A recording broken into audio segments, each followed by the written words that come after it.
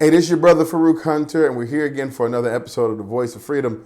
Long overdue. It is time that we have a conversation about the thing that should be on everybody's tongue, and that is the metaverse. It's impossible, absolutely impossible, for us as a people to move forward and grow in a position of power without looking to the future and preparing for it ahead of time. But in that spirit, we also need to understand that part of this conversation today won't just be centered on the metaverse. More than anything else, we're going to focus on the multiverse and our place in it. How we actually are utilizing tools, very advanced tools, to build the Black-owned cities of today that will then also become the Black-owned cities of tomorrow, both in the physical world and in the virtual world, activating things like NFTs and all of that wonderful technology, blockchains, virtual worlds, 3D walkthroughs that you're hearing about, we're doing today. And we're about to get into it.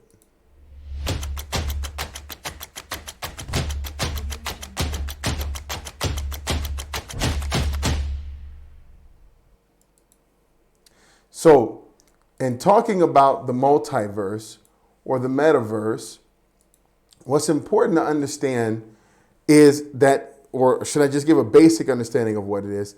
It's a 3D world. Like, let's not overcomplicate it. The one thing we can't tolerate when it's time to learn is overcomplication. The metaverse is a 3D world that you can interact in. Now, I'd like to dumb it down to the simplest level. It's like playing a video game.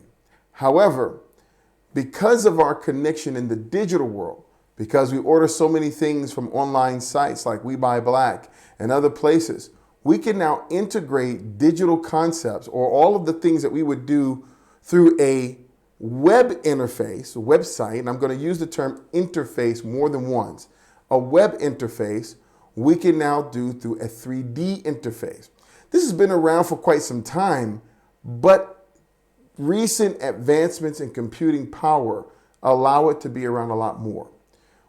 I'm going to introduce you to the entire process, going down from how do we get to a 3D world, how do we activate that 3D world, and how do we design it, and what are the principles and logic behind it based on what we here at Freedom Nation are doing now, not tomorrow, now.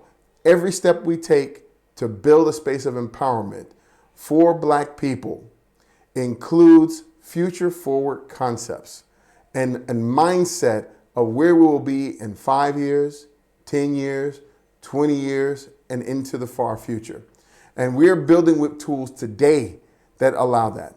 I can tell you with absolution that there is no other movement that is investing so much energy and time and money into building a succinct and organized system that includes so much technology at its core. And I really am happy to show it off because in my heart, if you know me, I'm a geek. And the geek likes to poke himself into a corner and just play with his tools and be happy. But of course, we don't have that liberty nor that luxury. So instead, I'd like to expose it to the community so that you're aware of exactly what's going into designing and developing the spaces of the today and the future that are Black owned. So let's jump into it. First of all, I want to show you the end product. I want to go to the end, bring you to the middle. Well, I should say go to the end and bring you all the way back to the beginning and then walk you back up through. Okay? So the end product, I'd like to introduce you to Freedom Village, Georgia. Freedom Village Cargos. My mind sometimes slips there.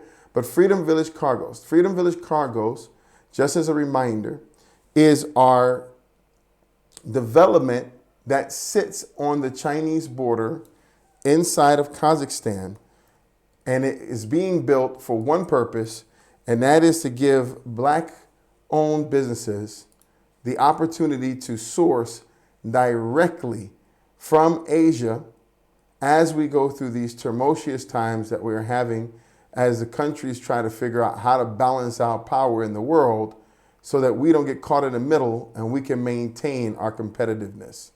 As a quick little show here, I'll show you where we're located at. So the Freedom Village Cargos, and let's pull the map all the way out, right? Freedom Village Cargos, here we are in good old Georgia, and I'm actually shooting this show today from Kazakhstan. I say Kazakhstan, a lot of people say, where the hell is Kazakhstan? And I say, you just really need to relook at your map, because if you look into Asia and Africa and you look right in the middle, you'll find Kazakhstan. It's impossible to miss. And once you find it, you'll understand the strategic significance of it. China's right here, Russia's there, Mongolia is there, Uzbekistan, your pathway to the Middle East, and open seas to the south directly into Djibouti, Somalia, and what's called the Bab el Mandab is available directly from Kazakhstan. We are located, Freedom Village Cargos, on the border in a very special town that is split like a diamond. There it goes right there, right? It's a big diamond. And half of this town, this area called the Center for Cross-Border Collaboration, half of this town is China, half of it is Kazakhstan. And it has a very, very unique set of laws that allow you to pass through this border right here. And my zooming is a little off. Let me come here. There we go. Okay, pass through this border right here with no visa, no tariffs, no duties, no nothing. Only place in the world that you can do this with China.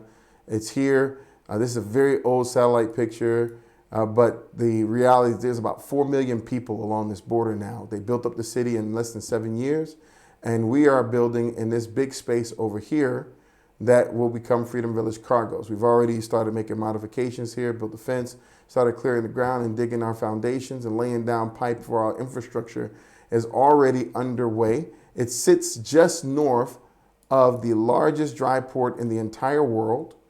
And we also have a second space over here in what's called the Cargos Special Economic Zone, which is where we are building our manufacturing facilities, fulfillment, and our sourcing facilities for Black-owned businesses. That port right there puts you on a little train that goes down, not a little train, a big train that serves the entire European and Eurasian continent, as well as by land, and as well as gives you access to the roads that lead down to the Port of Gwadar, which is there, which is a free trade zone that then gives you direct access to all the Middle East, and then the Port of Djibouti, which is another free trade zone that gives you access to all of Africa. Because once you bring something into Djibouti, you can then enter ECOWAS and move freely throughout all these countries with your products. It also gives you access to 2 shipping routes, one that opens up through the Black Sea, Istanbul, and then takes you through here through the Strait of Gibraltar, which is here through Tangier and through Gibraltar, Spain, and back out to one of the 2 ports, either in New York or in Savannah. Our preference is Savannah, of course, because the Savannah port has a road, and within 1.5 hours, you're right here inside of Freedom Village, Georgia. So that is the space that we're building. But what's a lot more interesting than just the space that we're building is how we're going about designing it and building it so that it's future proof and future ready today. So going into that, I'll show you the end product of exactly what Freedom Village Cargos looks like or will look like. Now, in total, it's 105 buildings. They are in units of 6 that are then coordinated with each other so you can walk through them easily. The first 6 buildings are in our phase 1 development, and here it is right here. This is the phase 1 development of Freedom Village Cargos.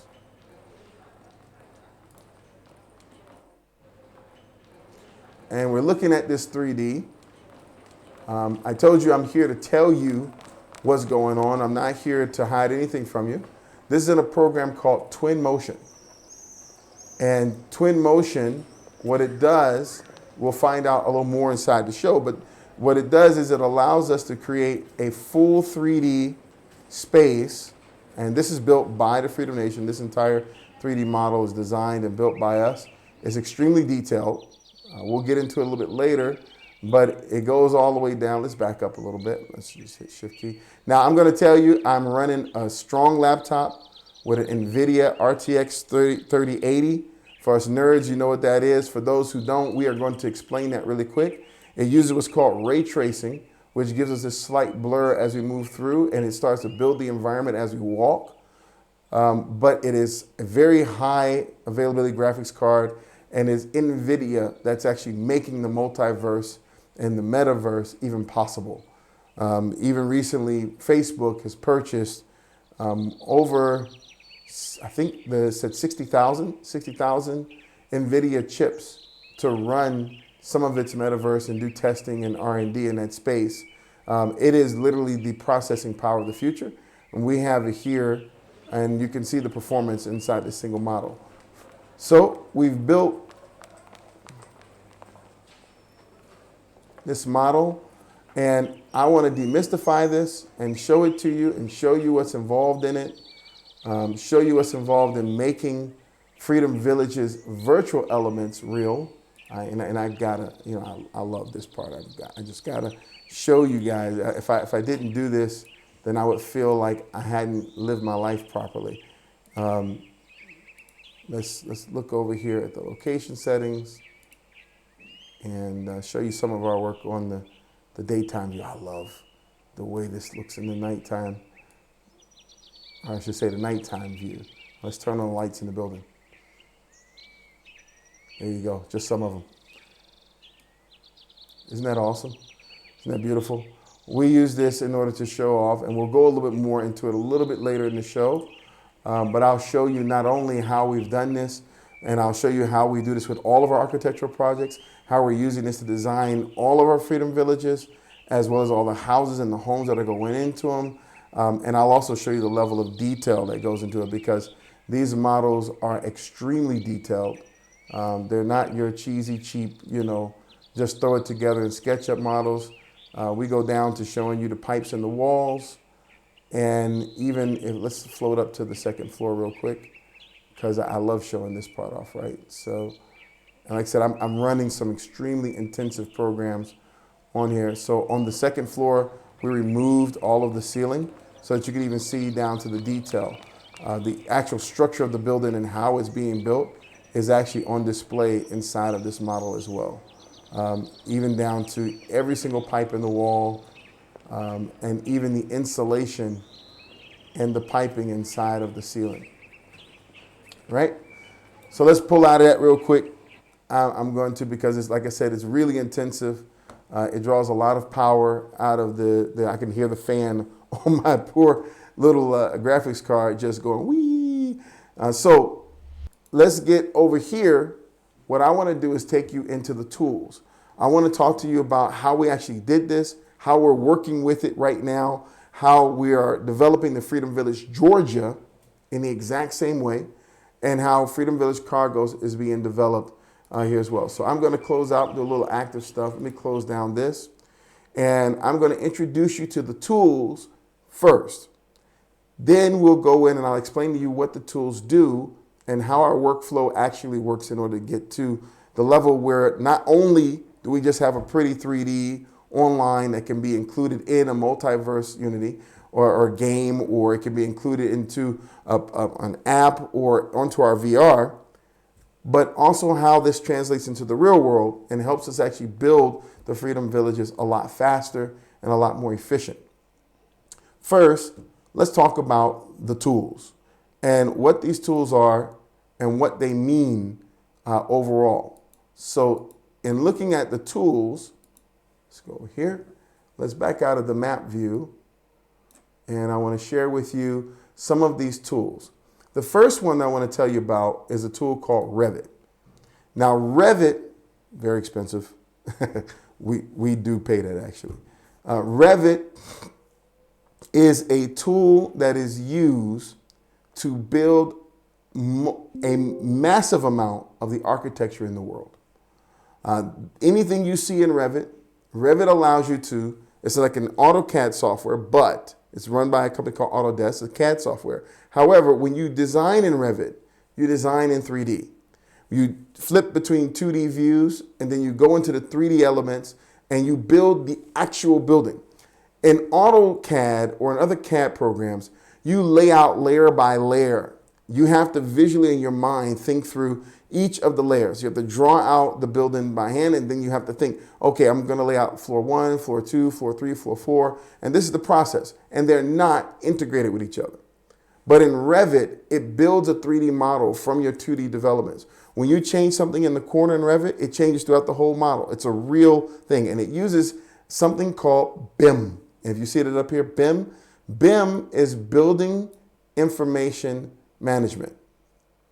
And that is taking the information from the design level, all of the characteristics of your lumber, all of the characteristics of your pipes, all of the characteristics of your floors and your structural elements and everything else, and saving that data as you build.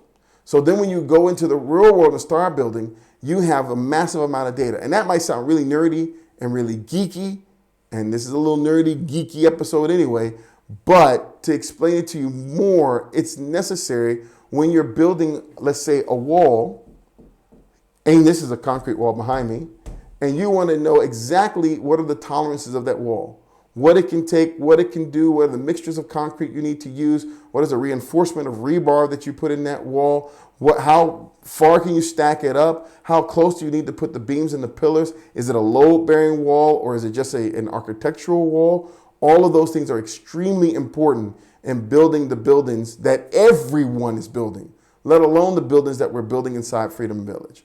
So BIM is a humongous thing. Revit has a beautiful space amongst this, and let's just take a small introduction to Revit. One day you wake up and realize your ambition has become to design a better world. And from that point forward, you see your life's work in a whole new way. You create, you conceptualize, you fashion, you form. You give shape, space, and ideas a life of their own. You design, model, and visualize. And with the cloud, you simulate. You use automation to turn the ordinary into the extraordinary. You communicate, analyze, and share, and you collaborate with others, engineers, architects, designers, and builders, working together in the cloud.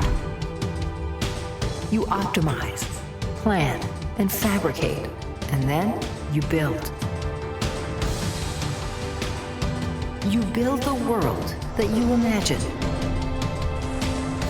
You realize all of this in Revit.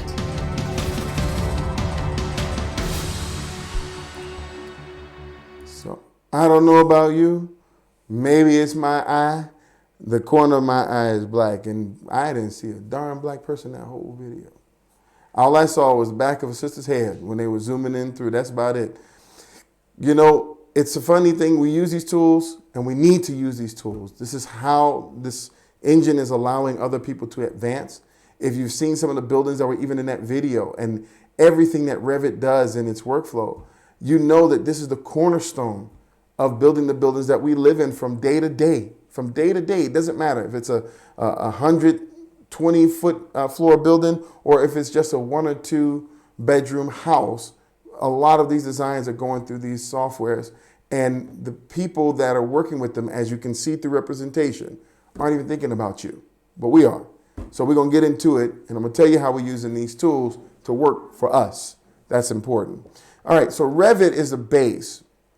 We use Revit to do exactly what the lady said. We use Revit to design and then lay out the foundations and the layers and the pieces to completely visualize every technical element. We go from the architectural design, like let's do this, let's do it very rapidly. We can build a 3D look to find out how things would look or how it would play out in the real world. We can take our ideas from drawing into the real world and then, well, into the 3D world, and then collaborate with one another about how it works. And then once we satisfy those collaborations, we can integrate the structural elements. We can integrate all of the piping and the plumbing, the HVAC, the electricity, each and every single minute detail down to the weight of each brick that goes on that house, we can do inside Revit. That's why we invested in this tool, because it was a necessity to grow our space. So let me take you a little deeper, just beyond Revit. I guess introducing you to the tool, I probably should show you what we do in the tool instead of just stacking tools up on you. So in this case, let me show you how we're designing Freedom Village cargos in Revit.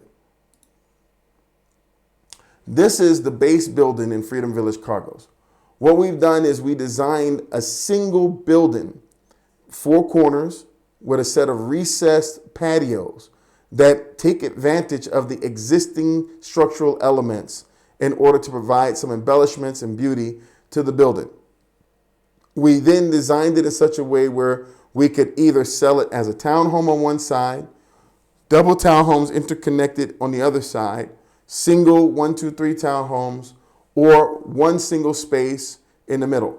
The entire bottom has been colored a different color so that it has showrooms in it. Second floor is office space, and the top floor is the residential real estate.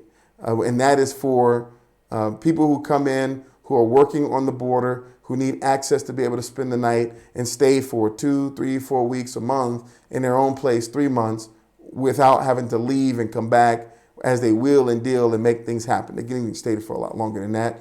The units are available only to our Freedom citizens, and only our Freedom citizens can buy, and we provide a heck of a financing package.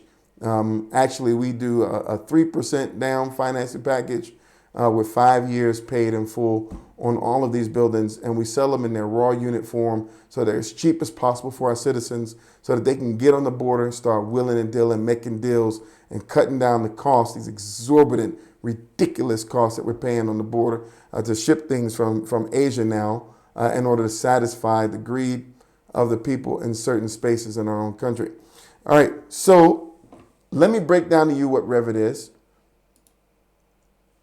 Let me see if I can grab here. Okay, so Revit actually layers out in extreme detail, like I said, every single piece of the building. When we start in a Revit file, we usually start on this, not in the 3D. We start in the floor plans here, and you can see our floor plans. We start like this. So we start drawing out floor plans piece by piece, moving around doors and windows and walls, electrical sockets and units. We start doing the simple things. And inside of Revit, we've been able to do this for Freedom Village cargos, like I said, to extreme detail. It gives us several different ways to cut through the building as you kind of like look at, okay, what can I do? What can I do? So forth and so on. And we're also able to create our naming nomenclature for actually, this is room 1, room 2, unit this, that, so forth and so on. Just to kind of toggle through that a little bit, I won't take you through the elements of Revit too detailed because it would really last a long time. There's a lot that can be done in Revit. I really just want to introduce you to the tool so you understand it. We go from the architectural, like for example, I'm looking for a good architectural layout here. Okay, so we go from the architectural, first floor, second floor, and these become our designs for the real space. This is what we submit to get the permits. This is what we submit to get everything else. We basically lay everything out here. And even if we go into our structural plans that are here, you can see how we define the beam reinforcement in the structure. That's a breakdown. Every single piece of wood, every single piece of rebar, every single thing in the floor, every single beam has to be accounted for in your design. And in our 3D framing, let's see if we can get it up here, right? We actually can see every single piece of wood that goes into this building down to its minute detail. And we plan that, and then we run a detailed, I'm not going to go into that part of it, a detailed structural analysis, and we use different loads and different things that might make this building fall down, and we test it in simulation. We ran a total of 3,027 simulations on this building using 6 different code standards, so that's 3,027 times 6.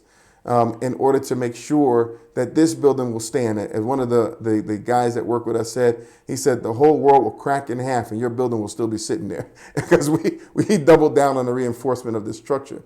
It allows us to then go in and print out things like our area schedules or for example, our floor schedules that tell us the size of all the floors inside the building, all of the plywood we have to use, everything. We have rebar schedules that tells us every single piece of rebar that goes inside this building.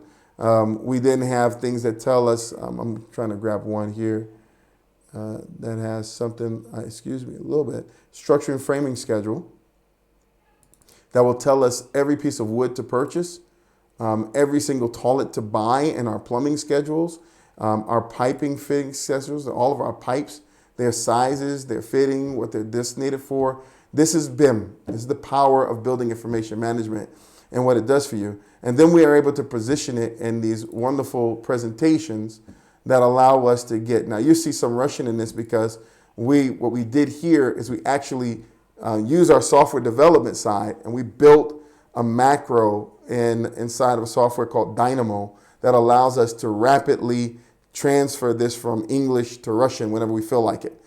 And we're able to flip the entire design. We have someone who's actually filling out the translations. Once they do the translations, then we can just change the whole program into Russian. We can flip the whole thing into Swahili. We can take the whole thing into Aramaic, or we can take it into Aleph or any other language, French, directly from the program. We design one time, and then we're able to build anywhere in the world because we're programmers and builders and architects all at the same time, which gives us a lot of great things. It's very, these are skills you need if you're building. If we're building what we say we want to build, if we want to really do the things that we say we want to do, just creating pretty pictures is not enough. And I'm being just really factual with it. Our architectural proposal is here. I'm just going to take you through just a teeny bit of it, just so you understand that Revit is this beautiful software that lets you get down to an extreme level of detail in order to figure out everything that's needed to really realize and build this building from the ground up. Every window, every door, we're able to specify down to the factory setting so that it can be manufactured on the factory floor. Every cabinet, every single pillar inside the building is detailed to an extreme level. And here's one of my favorite pages we did that explains how we tie our lumber back down to our concrete beams using these braces that we are purchasing, and then some methods that we've designed as well. So our total reinforcements, and then even we've designed these methods just so that we could use wood and timber along with the CSCB that we manufacture in order to build these wonderful structures. This is one of my favorite pages. It kind of really lays out, exactly how everything is locked in, and there's a little error right there, but it lays out each one of the screws that go in, every single layout there. We get to that level of detail when we talk about building these buildings and building the future. And I couldn't walk away from Revit without at least sharing with you some bases of some of the other internal. This is just a little piece. We even get down to the sewage, water, everything that you need to build this building. We pull from this one software. Now, that's Revit. That's what it does. It is absolutely amazing. We use it holistically to design things for the Freedom Nation. When I say that we charge, for example, when you go to build your home, we charge you a flat $2,500 fee to do what other people charge $80,000 to $100,000 to do. Usually working in these softwares, you see the software per year is $2,500. So, we're not trying to make that much money. The idea, if any, the idea on the design process, the idea here as using Revit is to be future forward focused and to make sure that we can communicate to both the visual, vision, marketing side. We can visualize to the technical side, the manufacturing side. We can talk to every single person down the line, and we can identify every material that's used inside of the building or our structure. We can validate that it will stand up, it will keep the people safe, that it will serve the purpose, and we can explore all of the diversity of our architectural design as we build these spaces to build Freedom Village, Georgia, to build Freedom Village, Cargos, and in the future to build the other Freedom Villages that we're trying to develop. So that's there. Now, it doesn't stop there. Revit is a great foundation for building all the technical stuff, visualizing early in the project and late and in the middle, and even during the build process. But now we have to go into the digital world for two reasons. One, so that you can understand what we're building on the marketing side. And then secondarily, so that we can prepare for the next level. Now I'm going to show you some buttons up here inside of that we have in our development here. I think I just hit the mic. I'm sorry about that. We have what's called Datasmith and Omniverse. These are two, Omniverse I'll get into. First, I'm going to go down the path of Datasmith. So Datasmith, what it does, we prepare a particular view of what we want out of this document, right? So like if we don't want the rebar inside of the document, we prepare that view and then we prepare it in Datasmith and we export it out to something called Unreal Engine. And let me introduce you to these tools. Remember, every time I introduce something inside of any kind of video that we're doing, I'm doing so that you can go and research it yourself, so that you can put your hands on it, so that you can direct your children to it. This is about us being future focused, and not enough Black people are talking about technology with each other and the real things that are used to make it work. So without further ado, let me talk to you about this. Let me jump to it. Unreal Engine is there. This is Unreal Engine. And this is some of the things you can do with Unreal Engine. This is all the major big games you see. You know, I have brothers that knock, I knock brothers for playing video games, maybe. But I'm going to be honest with you. If you're going to take a little time off, it's good to work your body and play basketball. I need to do some more of that. But man, look, pick a good game and play it. Not so you can get into any childish games, because most of these games aren't childish at all. Most of these games are even rated so that people under 21 can't even play them. But the reality is so that you can see how far things are going. The gaming world is leading the world in 3D.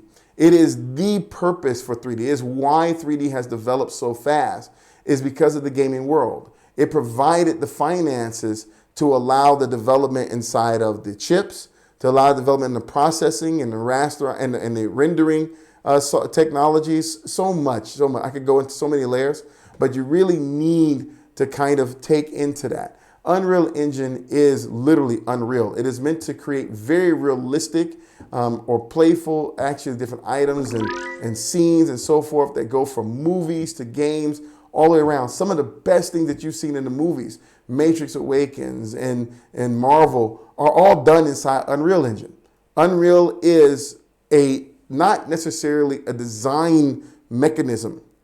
It is more of a space where you put your things in there that you create, and then you create the logic and the physics that help them to interact with each other and how they move through each other. So think of it as the kind of environment. It is the virtual environment itself, and its renderers help you to see those virtual environments in a very realistic and detailed way. And it's pretty beautiful that way. I mean, I definitely enjoy Unreal. We were working with another software called Unity. Unity is really good, but Unity doesn't give you some of the depth of realism that you need. And in order to prepare for the space, we're already C++ programmers. This was one of my original programming languages 20 some odd years ago. As C++ has grown, it's the backbone of the physics engines in Unreal. So we are using our programming languages to program these interactions, these physics models, and everything else that will port into the metaverse and I said it. They'll port into the metaverse, they'll port into this new universe that allows you to walk through those spaces. I'm just covering the surface here, but I'm giving you a lot of words, a lot of terms, and I'm showing you how we work.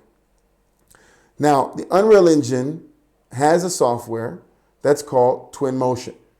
Here it is right there. And Twinmotion is pre-integrated as an architectural display application. So one of the major tools that it's integrated with is Revit. And the port between Twinmotion and Revit is Datasmith. So we use Datasmith to get into Twinmotion. And what you saw earlier, and you see the Twinmotion interface, what you saw earlier as we were walking through Freedom Village Cargoes was Twinmotion. Twinmotion, and I do need to close one of my browsers. Like I told you, it takes up enough of its own speed. Let's go back into Twinmotion. Twinmotion, I'm going to shrink my video down here a little bit. Twinmotion, if you can see what's happening, I'm clicking on things. I'm clicking on the items that were inside of Revit. On the right-hand side, you'll see that what it did is it ported in all, and it's very important. We're very meticulous about the structure and layout of our project. These bricks that you see against the wall, they are the exact size and texture of the bricks we designed. We designed this brick and put it back in. We use a program called Inventor, and I'll go through Inventor a little bit, and I'll show you what that does. Or you can use a program called Blender to actually create 3D objects that go into the space. And I'll show you like the sinks, the doors, any special thing. If one of our citizens come up with a new cabinet or design or whatever, we'll design it in Inventor, we'll design it in Blender, and then we can place it in these 3D models, right? And we can pull in it all the way out. It's detailed all the way down to even the drainage pipes that are there. And even more so, this model is detailed down all the way to the foundations and the structure of the piping in the foundations. Tell me that's not beautiful. I think it's beautiful, right? We can visualize and work things at this level because we work the way we work. Let's come above it a little bit, and then I'll show you here all of the different assets that have to be created. On this right-hand side, you can see them. I can extend it over to that level. These are all of the assets, outdoor furniture, even the sounds that you're hearing, the birds chirping, they're intentionally planted in here. The street markings, the street itself, the crosswalks, the street lights, every single light that's out here had to be individually placed inside of here, like this one, right? So you can click it, and you can see that I can lift it off the ground and put it back on the ground, right? Every tree is put in here intentionally. I can rotate it, right? Even the grass, we took the time to actually put the grass in place and draw it to visualize it. And there's the tree. We usually don't work in this high of a graphic rendering while we're working. I usually lower it down a whole lot so that we can get the pieces in, and then we render just for presentation. We render at a higher level for presentation. But this is Twinmotion, and Twinmotion and Unreal Engine is the gateway. Unreal Engine is the gateway. Everything, I would probably say 98.9% of everything that you see, everything that you see inside the metaverse, when you pop on the Oculus and you look through the Oculus, I'll show you, see if mine was next to me, Unreal Engine or Unity. So if you're building in a 3D world and you want to go from these different spaces over, you need to use Unreal Engine or Unity as your gateway. When you run out of objects, like this tree, for instance, and you want to develop your own tree, make your own beautiful tree, then you need to start sculpting and building. Let's take a look. Inside different sculpting and building softwares like Blender. I love to talk about Blender. Blender is free. It is open source. You can download it.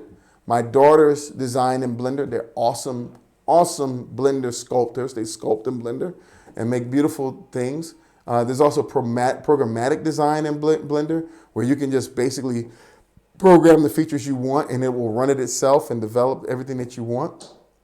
Blender is a very strong software that's being used to build really amazing stuff, like you can see here. And it is available today, and you can run it on most computers that have a halfway decent. You can use GTX series NVIDIA cards. So since I'm talking about NVIDIA, let's go there really quick. NVIDIA is the backbone. The backbone. I'm telling you, NVIDIA is the backbone of the Metaverse and the Omniverse, right? This is something I want to hip you to. In 4 days, they are having the GTC conference. Make sure you jump into that if you care anything about the Metaverse or the multiverse. And in that case, I'm about to close out here. Sometimes this can be a little much for some people to take on, and I realize that and I acknowledge that. However, what I will also say is that it's necessary. You can't wait to figure this stuff out. I will chop each of these pieces down for you. If you contact us, if you're a citizen of Freedom Nation, you can always contact us inside of our very exclusive Freedom Nation Facebook groups, and we have exclusive Freedom Nation private channels that we talk on outside of Facebook. And we use those to ask very detailed questions, to get into programs, to see all these things ahead of time. But it's enough that you know that we are working for our future with using future projects in the most professional method possible, in the most future-oriented method possible. And that is something that very few people can say. Even companies that are building really big buildings, they're getting over sometimes just because they have excess of money and using very old processes. We are starting our cities and everything else the right way, from the ground up, from the grass, from the dirt, back up to the sky. Now, last but not least, NVIDIA. I want to talk to you about NVIDIA. NVIDIA is a heck of a company. From just even an investment standpoint, I hadn't planned to do this, but I wanted to show this to you. NVIDIA is what's behind all this stuff. Now, you see NVIDIA's price is around $244, but I want you to look at the 5-year price. That's what NVIDIA has done in 5 years. They went from almost nothing, $23 a share, and then they blew up to $300. This little spike right here was last year when they announced that they were doing what I'm talking to you about right now, that they were purchasing a company called ARM, which is the manufacturer, the backbone of the manufacturer of the chips that go into the new M1 processors inside of Apple and that are inside of a lot of very strong processors, applications throughout the world. Your drones, your everything else is most likely has some ARM technology built inside of it. NVIDIA is purchasing ARM, integrating that into their graphics card, and the future of AI, machine learning, 3D, everything is based on the processing power in the NVIDIA chips. There's also a competitor out there, AMD, but what's important to understand about AMD and NVIDIA, they are both Taiwanese companies. And they're both foundational elements come from either Taiwanese superconductor company, TSC, or from ARM inside of Europe. And these two companies together are the backbone of all the things that we're talking about. This is why I go every year until the quarantine. I go every year to Taiwan. I stopped for a couple of years, but went back just a couple of years ago. And I like to keep my eyes on what's happening, right off the OEM, off the original equipment manufacturer floor, to understand where we're going with our tech. CES show sometimes lags a little bit in Las Vegas, so that's a great place to start. I'm giving you plugs here.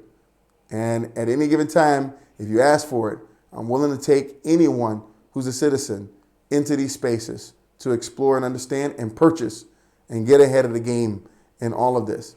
NVIDIA will grow at a ridiculous level.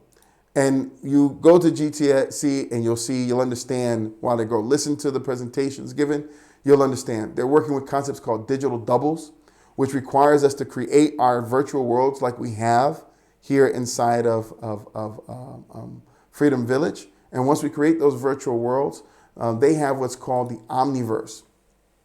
Now, this is the last segment of the show. I am going to tell you, I'm going to get a little, if I haven't gotten techie enough, we're going to get techie right now. And I'm going to tell you about some pieces that you need to know. This is the Omniverse. Now, verse, Bayside, universe, right? Universe, a world or an environment, a single one. Metaverse, a metaphysical space, a universe, right? And multiverse and omniverse. Multiverse is the dream. Multiverse is where you can have the metaverse. You can have various elements that are the foundation of multiple omniverses all over the places. Omniverse, omniverse, omniverse, omniverse, omniverse. The omniverse being each one is different. Each one is completely different. And then they are connected through portals, through other methods where you can travel through the different verses.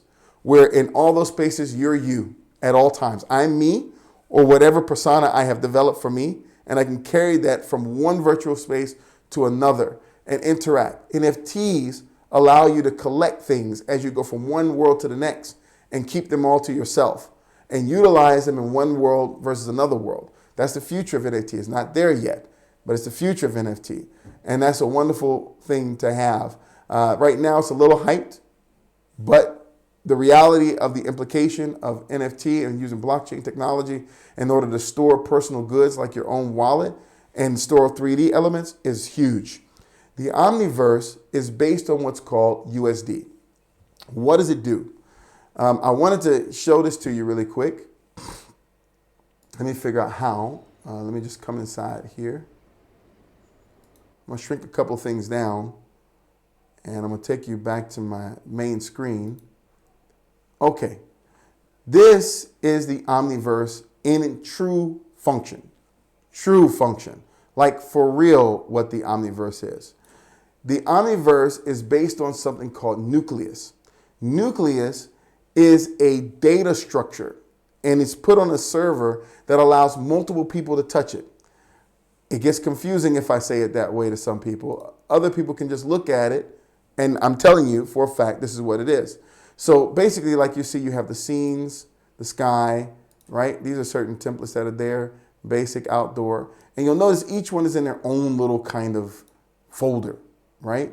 So as each set of assets are in their own folder, one of the things that USD, one of the pieces of information that USD actually keeps is location information. So you satisfy the whole world at the highest level, and then you place assets in them, our houses, our grass, our trees, our everything. And then you say, okay, where is it? What state is it in? What is the little leaf doing? What is the little this doing? What is that doing?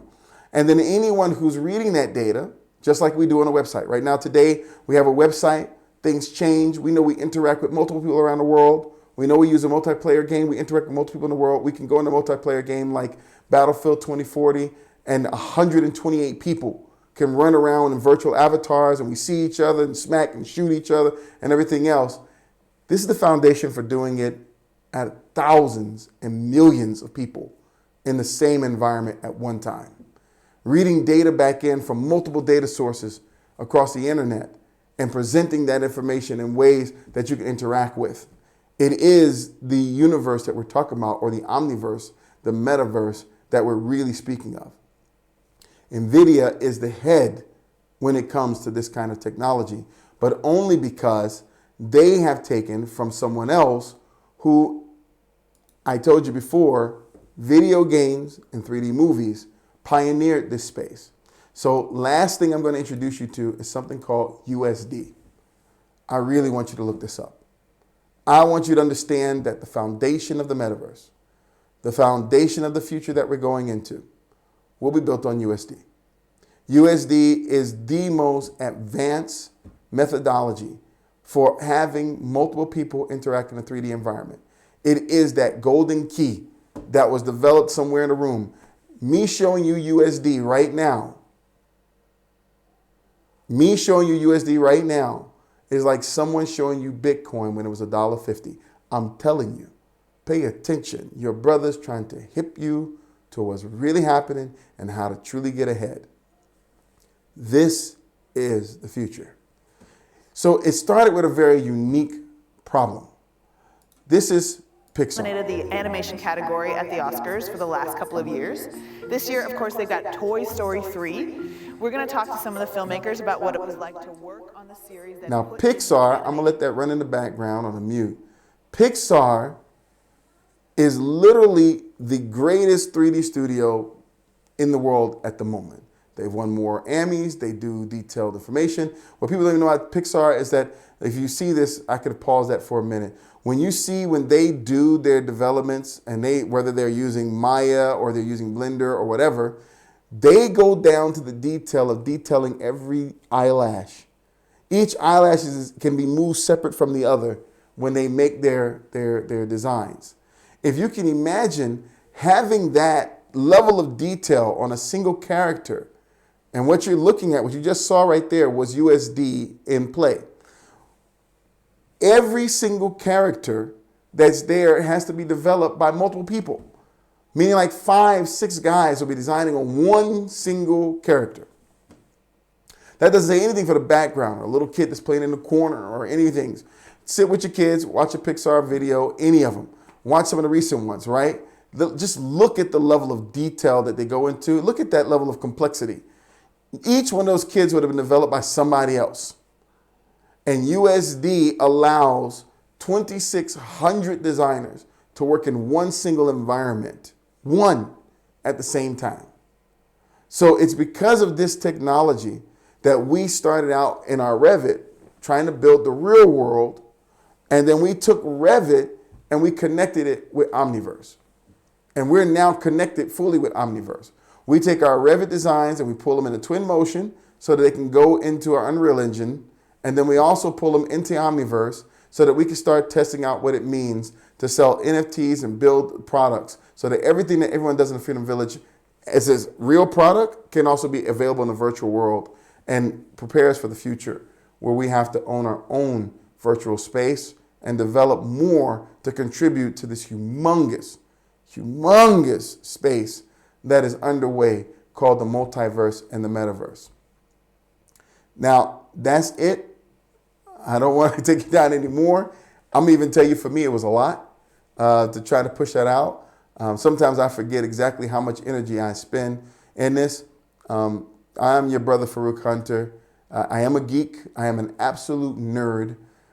We are working on the systematic development of a Black power base by developing Black towns of today and the future in spaces that are friendly to us and that allow us unique opportunities to source things from the world. This is a little bit of our process and our methodology. It's a little bit of why my eyes are bagged up and everything else, and why I think I'm looking older than I am these days. But otherwise, it is what will take us into the future. Every single Black-owned company should be vested in going down this path. We're open to everybody. We would like to bring in all of our Black-owned companies in a level of excellence. This is why we host our own servers. And in about 2 weeks from now, we're going to announce a huge announcement where we've taken on a ridiculous amount of data center capacity in order to host. We already own our own racks. We provide the Q Cloud out there for everyone who wants to build their websites or convert their websites. We have a fully operating network operating center, security operating center here in Kazakhstan to monitor your systems. As much as we are builders, as much as we are philosophy people, as much as we are problem solvers, we are tech people as well.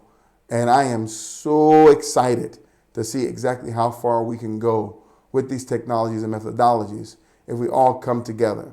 Remember that you can apply on freedomnation.me/apply. Just go to freedomnation.me, and from that website, you can become a part of this awesome movement.